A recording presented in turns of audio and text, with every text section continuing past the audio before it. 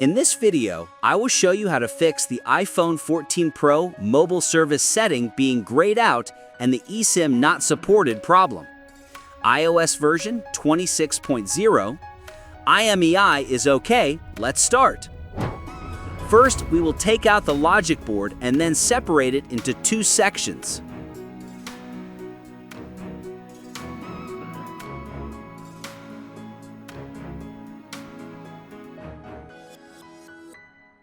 Now we will inspect the board under the microscope to find the problematic areas. As you can see, the problem is in these parts and we need to fix them. I will apply some flux to the edges and then solder them using a soldering iron.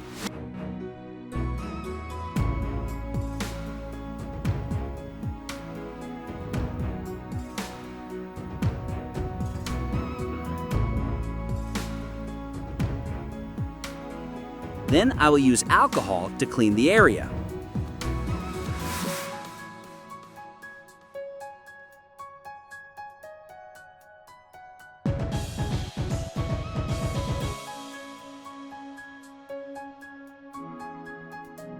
Then I will fill the points where there are gaps with solder.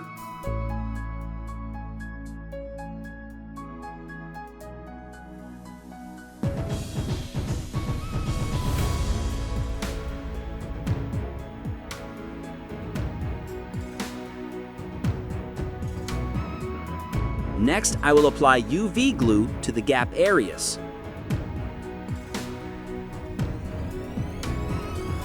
Then I will cure it using a UV light. After that, I will remove the hardened glue.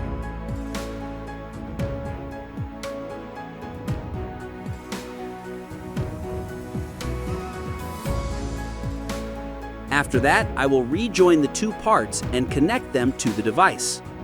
Next, I'll press both the volume down and power buttons together to bring up iPhone recovery mode and then flash it through a PC or laptop.